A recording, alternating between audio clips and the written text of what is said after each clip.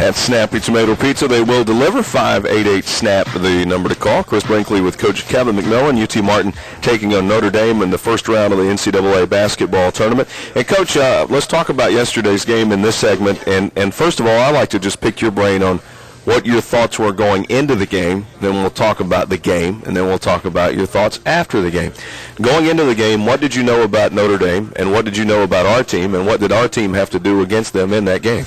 Well, we talked about a few different things. One is that we didn't want Diggins to shoot the ball very much. We wanted to let Lloyd and Breaker shoot the ball, and did not want McBride and Diggins to shoot it. And early on, we were fine. That's what was happening.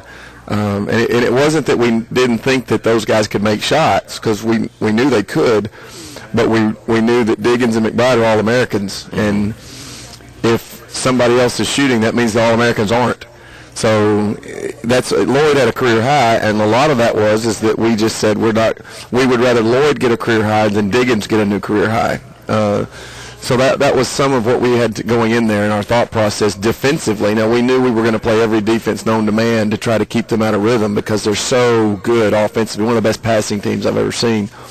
They also transition so well, so we were going to try to eliminate those two things. And except for the alley-oops, we did a pretty good job. And then offensively, we really had no idea how we were going to score going in the game. And that was the scary part for me, was they didn't have any weakness that you could pick on. They didn't have a big post that wasn't going to come out on the perimeter, and they didn't have they had two really good guards that could guard Butler and Newsome. So going in, we were very nervous about how we were going to score.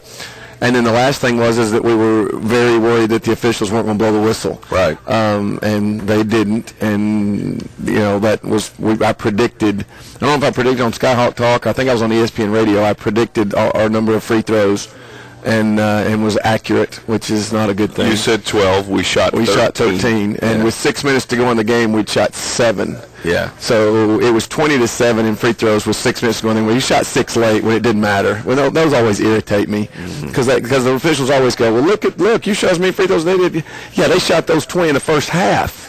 And we shot 2. But those were the 3 things that were the biggest, was defensively, offensively, and the officiating. And in order for us to have a chance to compete, all of those 3 things have to land perfectly. When Keish went out early, it kind of threw a wrench into everything, because it didn't affect the officiating, but it affected everything we do on offense and on defense. And so we were thrown a major curveball. Let's talk about that a little bit. Rakisha Bryant, certainly one of the reasons you were in the NCAA tournament, playing the best basketball of her career in the Ohio Valley Conference tournament toward the end of the season. She gets hurt early in the first half, an ankle injury, and she was on the floor for a little while, got up, tried to run it off, ended up going onto the sideline, played 18 minutes. Of those 18, I'm not sure, she was hurt 10?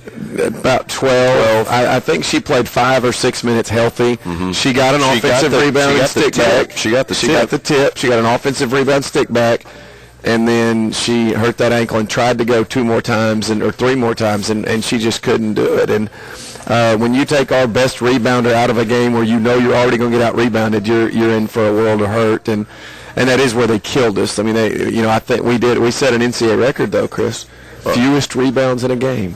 That would be 14. We did. We tied the record. Yeah. So we'll be in the record books. I don't think I've ever seen Notre Dame did out-rebound you 49-14. I don't think I've ever seen a rebounding differential that was. I've never been involved with a rebound differential that big, and I've had teams that were much smaller and outmanned than we were in this game, that did a better job. And that's a positive for Notre Dame and a negative for us. It's a positive because they all rebound and they all go after it, and they're so athletic. Positive for us. For them, negative for us is, I don't mean this literally, but I would have punched somebody after about the 14th offensive rebound, and I would have just said, I'm going to get thrown out of this game because I don't want to watch this anymore.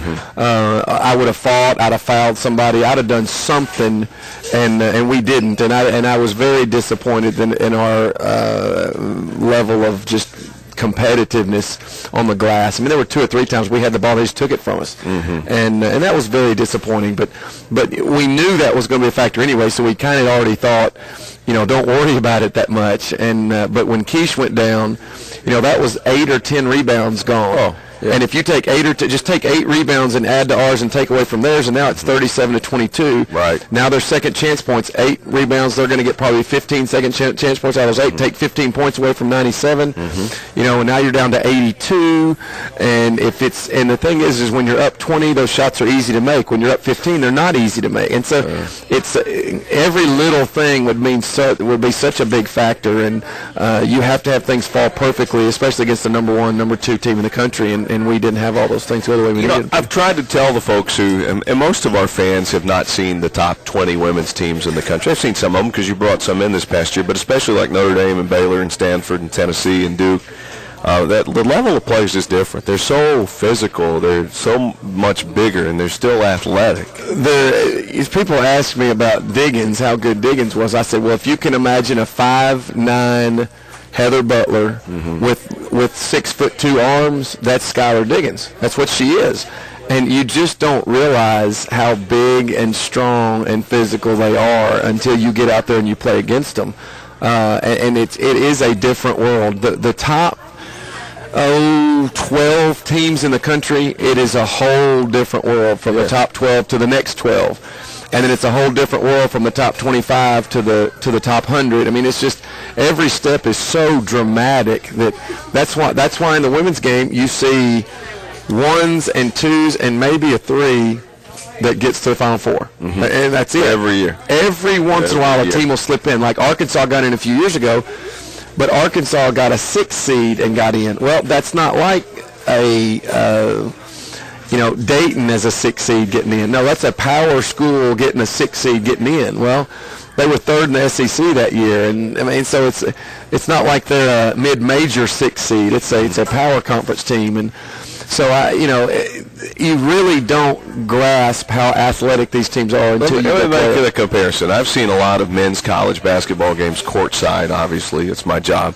I've seen a lot of NBA games courtside. And the worst NBA team could beat the best college team by 20 or 30. There's a skill level and a size that's just unbelievable. Oh, they could do it and not even try. No, they're just going to go out there and goof around, and then they'll just destroy them because they're just this sheer physical size and strength and speed and quickness.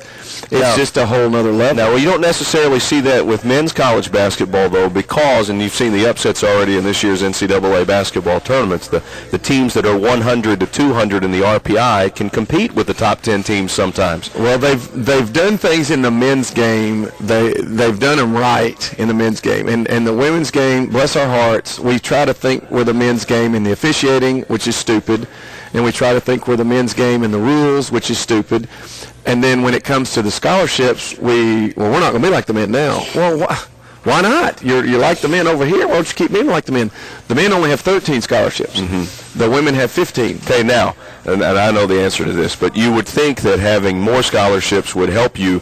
It actually hurts you. Explain why. It kills you because there are 100 power schools in the country that have 2 extra players, which means 200 players that are out there that you can't get that are going to those other schools and sitting on the bench. And if you could take those 200 players and push them down, then you would see the level of play from these teams that get these 200 players go way, way up, and that's where you see the parity in the game, plus the fact that in the NBA, in the college game, you got kids going out after 1 year to the NBA, maybe 2 years. They're all declaring early. Well, the best what ends up, yes, the best ones. Well, what ends up happening is you've got 23 and 24-year-old seniors playing against 17 and 18 and 19-year-old freshmen. Well, a 24-year-old senior, even if a 19-year-old freshman is an unbelievable talent, a 24-year-old player that's close can compete with them. Right. Because they're so experienced. Well, the women's game doesn't do that. They don't leave early. They're not doing those things. So we've got all these things that make there's not near as much parity in the women's game, and you can't get anybody to do anything about it. They will not touch it. So what do? You get beat by 30. No, I mean, how do you create the parity that the men's game is seeing? And I think it would make women's basketball more popular because it would be more entertaining. The only way that they can do it, and they will not do it, the only way they can do it is to overhaul the rules and call the fouls and take the shot clock out.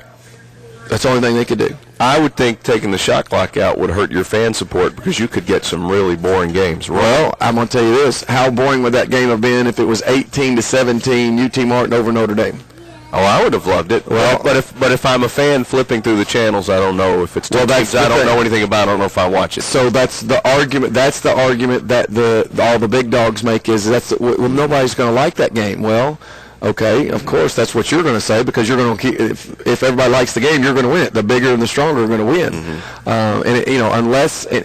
So my big thing with all this is let's get somebody that tells us what we're really going for, and then let's go for it. Because what we do is we say one thing, we want parity. We want parity in the women's game. But we're not going to do anything about scholarships. We're not going to change rules, but we want parity. Okay, how are we going to do that? Oh, I don't know.